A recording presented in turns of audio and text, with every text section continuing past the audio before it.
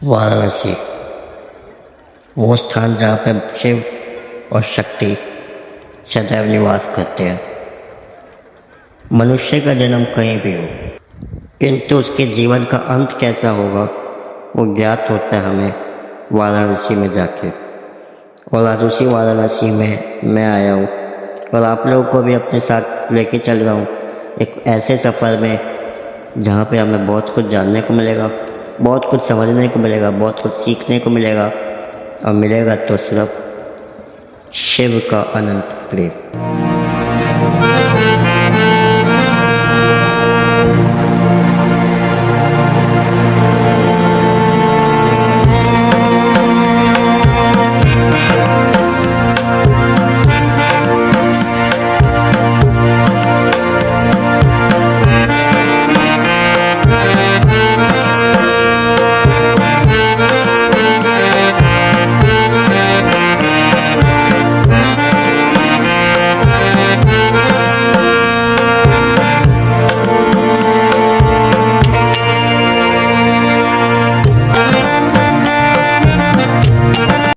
तो हेलो दोस्तों, तो कैसे आप सभी। मेरा नाम है वीएम वर्मा और आप देख रहे हैं वीवी गेम पॉइंट चैनल। और जैसा कि आपको पता है मैं वीडियोस लाता रहता हूँ, लेकिन आज मैं वो वीडियो लाया हूँ वाराणसी यानी कि काशी के ब्लॉग की। जी हाँ दोस्तों, यूँ तो हम लोग ब्लॉग बनाते नहीं हैं, लेकिन आज मैं काशी का ब्लॉग की वीडियो लाया हूँ। और सॉरी सबसे पहले तो, क्योंकि इस ब्लॉग को 1 महीना हो चुका है, ठीक है। मतलब मेरे पास 1 महीने पहले मैं यानी कि 10 तारीख को गया था और आज मेरे को 12 दिसंबर हो रहे हैं, तो तुम समझ सकते हो कि कितना ही टाइम लग गया है। और अभी इसको भी एडिट करूँगा, अपलोड करूँगा, तो मेरे को तो लग रहा है शायद 14-15 तारीख तक आएगी वीडियो। लेकिन देखते हैं, जितना जल्दी मैं कर सकता हूँ इसको कवर अप करूँगा। तो क्या होने वाला है इस वीडियो में और क्या होने वाली है सारी बातें वाराणसी की, ये सब मैं आपको बताऊँगा अपनी इस वीडियो में। तो चलिए शुरू करते हैं। लेकिन शुरू करने से पहले मेरे वीवी गेम पॉइंट चैनल को लाइक कीजिए, शेयर कीजिए, कमेंट कीजिए, सब्सक्राइब कीजिए और बेल आइकन दबाइए ताकि मेरी ऐसी गेमिंग वीडियो मिल सके आपको सबसे पहले। तो चलिए शुरू करते हैं वाराणसी की बात शिव शक्ति और व्योम के साथ। ब्लॉग शुरू करने से पहले मैं आप लोगों को कुछ चीज़ें बता देता हूँ कि इसमें कई सारी चीज़ें हम रिकॉर्ड नहीं कर पाए क्योंकि कई सारे मंदिरों में मोबाइल ले जाना अलाउ नहीं था, तो कुछ चीज़ें हम रिकॉर्ड नहीं कर पाए। लेकिन मैं आपको इंस्टाग्राम के थ्रू मैंने मतलब आप लोगों को कई सारी फ़ोटोज़ डाली हुई है, तो तुम लोग मेरे इंस्टाग्राम अकाउंट को फॉलो कर सकते हो। वहाँ पे मैंने जहाँ जहाँ फ़ोटो खींची थी या जहाँ पे मैं संभव हो सका मैंने वहाँ की फ़ोटो डाली है। और यहाँ पे मैं उन मंदिरों की फ़ोटो डाल दूँगा जहाँ पे मैं खींच नहीं पाया था फ़ोटो गूगल से निकाल के, ठीक है। तो अभी व्लॉग शुरू करते हैं और व्लॉग पूरा लास्ट तक देखना क्योंकि बहुत सारी इंपॉर्टेंट चीज़ आपको पता चलेगी कि आपको कैसे जाना है, तो आप कैसे जा सकते हैं, सब कुछ पता चलेगा। तो सब आप ध्यान से देखना। तो इस वक्त दिन के सुबह के मतलब 3:20 हो रहे हैं, 3:20, 3:25 और मैं अभी सुबह घर पे ही हूँ। और मेरी टिकट है शाम सुबह के 6 बजे की। मेरे यहाँ से स्टेशन 1 घंटे दूर है, तो उसी की तैयारी में हूँ मैं। तो चलेंगे वहाँ पे। जितना कोशिश करूँगा कि मैं इसको कवर कर सकूँ। मेरा भी फर्स्ट टाइम ब्लॉग है, तो मेरे को नहीं पता कि क्या क्या हो सकता है वहाँ पे, क्या क्या नहीं हो सकता। तो जैसे जैसे मेरे को दिखेगा वैसे वैसे मैं इसको ब्लॉग को कवर करता रहूँगा। कोशिश करूँगा रास्ते में एडिट करता रहूँ ताकि जल्द से जल्द आप तक ब्लॉग आ सके। तो मिलते हैं आगे। अब देखो यार, दिल्ली की ठंड में सुबह सुबह नहाना बहुत मुश्किल होता है, वो भी 3 बजे। लेकिन मैं और मेरी फैमिली किसी भी तरह हम लोग नहा चुके थे, ठीक है। उसके बाद हम लोग यहाँ पे निकले, तो अपना मतलब सुबह 4-5 बजे ही निकल गए थे। 5 बजे एक्चुअली निकल गए थे हम। 5 से पहले मेरे हिसाब से 4:30 बजे निकले थे, क्योंकि अब मैं 1 महीना हो चुका है, तो 1 महीने में देखो कई चीज़ें बंदा भूलता भी है। फिर भी मैं तो कई चीज़ें याद दिला के मतलब बता रहा हूँ। तो इसमें हम 4-5 बजे निकल गए थे और हम अपना 5:15, 6, 5:30 बजे तो पहुंच गए थे। हाँ, तो हम मतलब 4 बजे निकल गए होंगे मुझे लग रहा है, ठीक है। तो 4-4:15 बजे निकल गए होंगे, मैक्स टू मैक्स 4:30। अरे बस कर भाई। तो उस वक्त फिर हम लोग जब पहुँचे तो वहाँ पे क्या सीन था मैं बता देता हूँ। एक्चुअली वहाँ पे उस वक्त अगर मैं बताऊँ कि कोई वैसे चेकिंग वेकिंग नहीं हुई थी। अरे बाप रे, ये तो धोती खोल रहा है। अगर मतलब रेल में अगर देखे, जो कि थोड़ा गलत भी है, मेरे हिसाब से चेकिंग होनी चाहिए, लेकिन ठीक है वहाँ पे नहीं हुई थी। लेकिन इसमें खाली मतलब यहाँ की बात नहीं है, वहाँ पे जब हम वाराणसी पहुँचे तो वहाँ पे भी ट्रेन में कोई चेकिंग नहीं हुई थी। तो ये मेरे को थोड़ा अजीब लगा, लेकिन ठीक है। अभी आगे मैं आपको बताता हूँ फिर क्या क्या हुआ।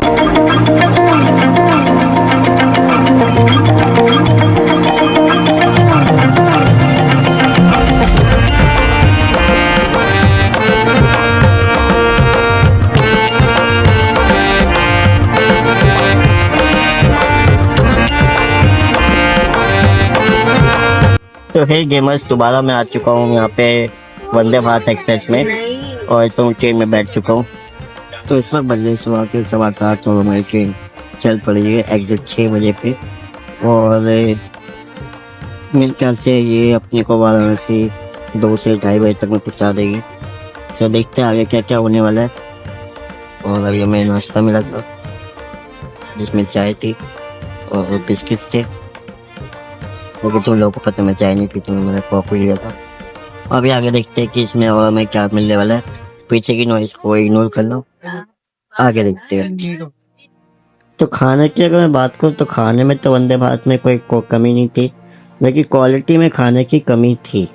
अब देखो यार, तुम जैसे मतलब एक नॉर्मल ट्रेन में जाते हो तो वैसे ही तुम लोगों को यहाँ पे भी खाना ही मिलेगा। तुम्हें यहाँ पे कोई बहुत स्पेशल मतलब हाई क्वालिटी का दाल चावल या ऐसा कुछ नहीं मिलने वाला। इनका एक मतलब बेसिक खाना ही रहता है कि ठीक ठाक है, तुम खा सकते हो, लेकिन बहुत स्पेशल भी कुछ खास नहीं मिलता। तो ये मेरे को थोड़ा अजीब लगा, लेकिन ठीक है। तो मेरे को सुबह नाश्ते में सबसे पहले कटलेट मिले थे, सैंडविच मिले थे, उसके बाद 4 पराठे मिले थे, दही मिली थी। उसके बाद ये देखो दही तुम लोग देख पा रहे हो, ठीक है। 4 पराठे उधर है, वो कटलेट था पीछे, ये सैंडविच है, मफिन मिला था मेरे को, और यही सब मतलब हर बंदे को मिल रहा था। और अगर तुम लोग नॉनवेज लोगे तो नॉनवेज का कुछ और मेन्यू रहता है, तो मैं उस पर बात नहीं करूँगा, क्योंकि अपने ने वेज लिया था तो हम वेज ही लेंगे और वेज की ही बात करेंगे। तो ये देखो ये अपना सैंडविच आ गया, ठीक है।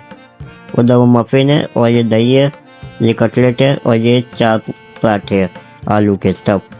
तो मेरे को लगता है एक बंदे के लिए तो मतलब देखो इतना ठीक रहेगा, और उस हिसाब से मतलब खाना ठीक है नाश्ते के हिसाब से। ये अपने को मतलब 10 बजे के करीब मिल गया था, ठीक है। 9:30 10 बजे अपने को ये मिल गया था। सुबह 7 बजे पहले चाय और बिस्किट मिली थी, फिर 10 बजे ये मिल गया था। अब देखो यार, मेरे यहाँ पे भारत सरकार से एक अनुरोध है कि भाई हो सके तो मतलब जो आप धार्मिक वाले ट्रेन चला रहे हो, जैसे अयोध्या के लिए वंदे भारत चलती है, कटरा के लिए वंदे भारत चलती है, वाराणसी के लिए वंदे भारत चलती है, या और कोई धार्मिक स्थल के लिए कोई भी ट्रेन चल रही है तो स्पेशली धार्मिक स्थलों पे ही पहुँचा रही है, तो वहाँ पे हमें लगता है कि नॉनवेज नहीं मिलना चाहिए। लेकिन वहाँ पे देखो ज़्यादातर उस ट्रेन में भक्त लोग चल रहे हैं। अब सोचो उस वक्त में, तो यहाँ पे तो चलो हमारा तीनों की सीट साथ में थी, लेकिन कई बार ऐसा होता है कि किसी की सीट हमारे को किसी के साथ शेयर करनी पड़ती है। तो उस टाइम पे सोचो अगर वो बंदा नॉनवेज खा रहा होगा, आप वेज खा रहे हो, तो वो बंदे का थोड़ा मन अच्छा नहीं रहता। तो उस हिसाब से हमें लगता है कि यहाँ पे भारत सरकार को वेज खाना ही लेना चाहिए इन ट्रेनों में। बाकियों में करना ना करना उनकी मर्जी है, लेकिन इन ट्रेनों में देना चाहिए, मेरे को ऐसा लगता है। तुम लोगों को क्या लगता है, तुम लोग कमेंट करके ज़रूर बताना मेरे को। तो यार देखो, अभी तो मैं मतलब यहाँ पे 3 बजे अपने होटल पहुँचा था, और हम 2-2:30 बजे वाराणसी पहुँच गए थे। और मैं इस दौरान ये भी बता दूँ कि अपने को 12:30 के करीब प्रयागराज में खाना मिला था, ठीक है। एक्चुअली जो वंदे भारत है वो 3 स्टेशन आपको लेके जाएगी, जो आता है आपका कानपुर, प्रयागराज और वाराणसी। उसके बाद वो कहीं पे भी नहीं रुकती है, कहीं पे भी नहीं मतलब कुछ होता है उसमें, और उसी दौरान बंदे को चढ़ना भी होता है, उतरना भी होता है। वहाँ पे देसी ट्रेनों की टर्नी की टाइम पास करने के लिए आप वहाँ तो चल के हवा खा रहे हो, क्योंकि वहाँ पे यार अगर तुम ट्रेन से उतर जाओगे और तुम्हारा 1-2 मिनट से पहले नहीं चढ़े तो वो लोग ट्रेन चला देते हैं। उनका ऐसा कोई सिस्टम नहीं कि 15-15 मिनट तक तुम्हारा इंतज़ार करेंगे।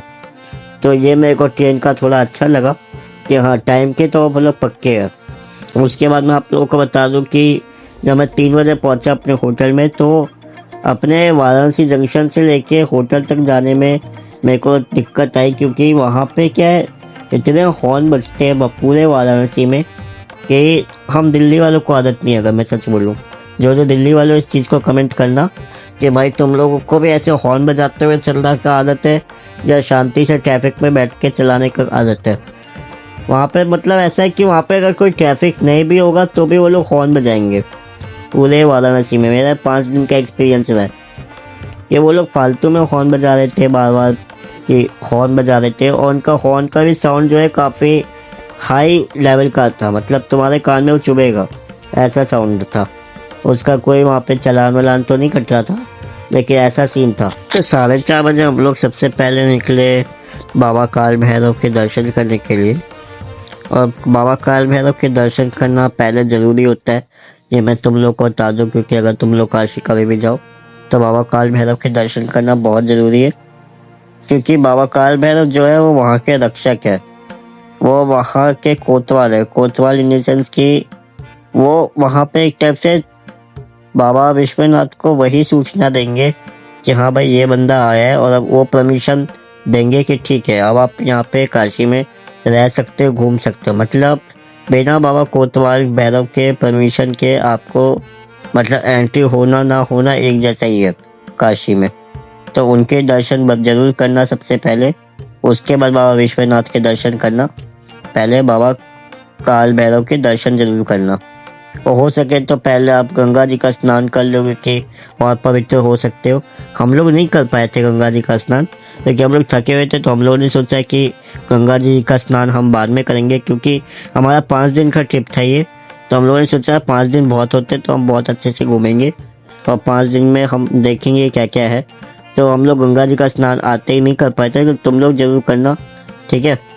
और बाबा काल भैरव के दर्शन करने के बाद तुम लोग फिर बाद में जाना अपने क्या कहते हैं बाबा विश्वनाथ पे। तो काल भैरव मंदिर का अगर मैं एक्सपीरियंस बताऊँ आप लोगों को, तो उससे पहले मैं आप लोगों को काशी का थोड़ा एक्सपीरियंस बता देता हूँ।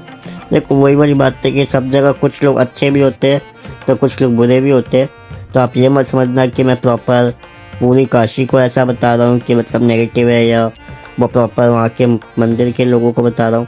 मैं किसी किसी का अच्छाई भी बताऊँगा, बुराई भी बताऊँगा। तो देखो यार, जब हम लोग वहाँ पे जाए थे तो बाबा काल भैरव का जो मंदिर है वहाँ से 1 से 2 किलोमीटर दूर है, 1-1.5 किलोमीटर मान सकते हैं।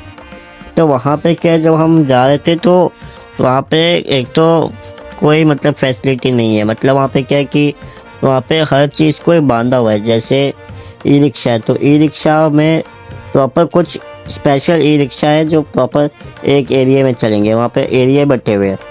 जो पैदल वाले रिक्शा होते हैं जिसको हम लोग पीछू पीछू वाला रिक्शा कहते हैं, उसका एक अलग एरिया बटा हुआ है।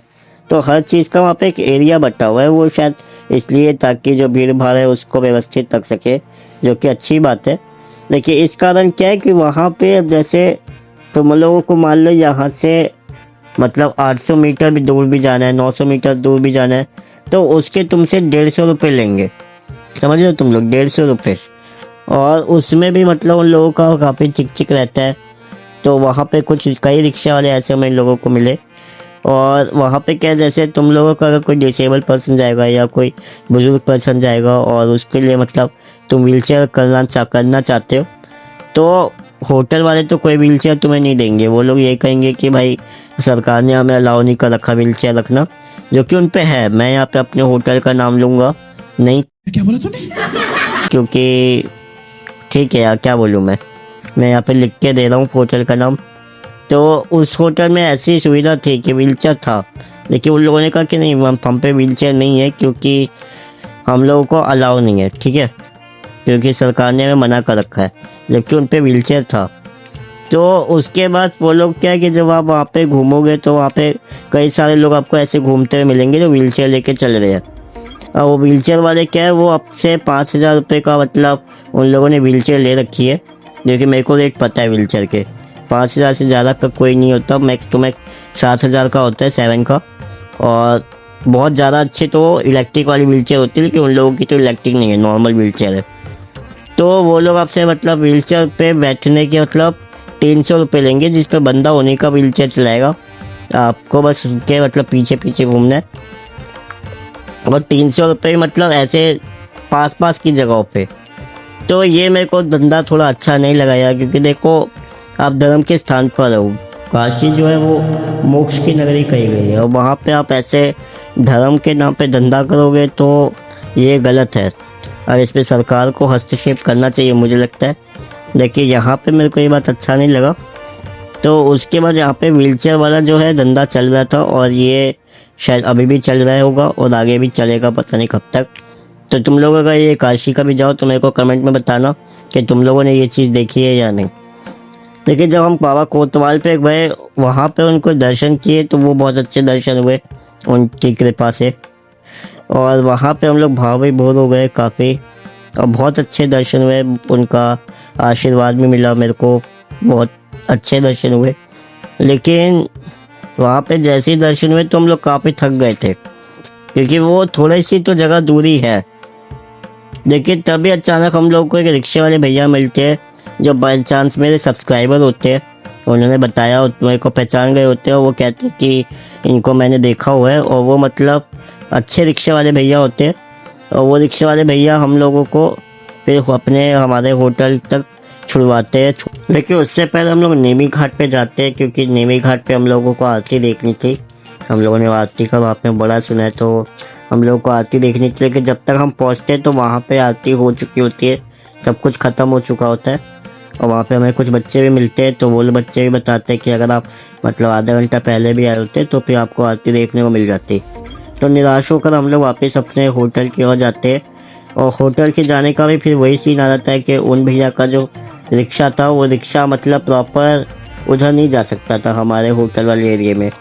तो वो अपने अरेंजमेंट कराते, क्योंकि उनका मतलब वहाँ पे सारे रिक्शे वाले उनको पहचानते थे, तो वो अपना आसपास का जो ये पीछू वाला रिक्शा होता है उससे अरेंजमेंट कराते।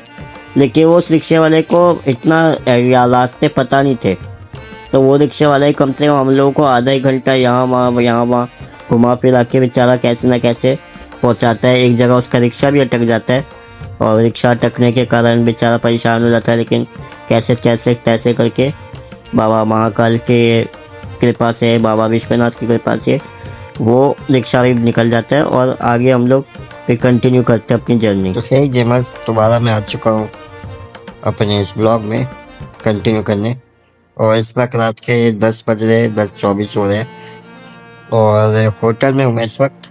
एक चीज़ मैं और बताना चाहूँगा, यहाँ पे मैं अपना बीच बीच में देखो वॉइस ओवर जो मैं कर रहा हूँ तुम लोगों को पता है, तो इसमें अपना मैं एक्सपीरियंस भी बीच बीच में मैं बताऊँगा। लेकिन ये सारा एक साथ शूट नहीं हो रहा है, ये रैंडम शूट हो रहा है जो भी कुछ हो रहा है। तो बहुत कुछ देखने को मिल सकता है आप लोगों को, कोई स्क्रिप्टेड नहीं है, कुछ नहीं है, जो जैसा दिखेगा वैसा मिलेगा। चलिए देखते हैं आगे क्या होने वाला है। तो इस ब्लॉग को करेंगे अभी हम यहाँ पे कंप्लीट। देखिए वीडियो बहुत लंबी बन जाएगी अगर 5 दिन का मैंने इसी में डाला तो देखेंगे आगे हम कहाँ जाते हैं, क्या करते हैं। तो मिलते हैं आपसे नेक्स्ट वीडियो में। तो आज के लिए बस इतना ही, आगे मिलूंगा एक नई वीडियो के साथ। जब तक के लिए जय हिंद, जय भारत, वंदे मातरम, बाय बाय।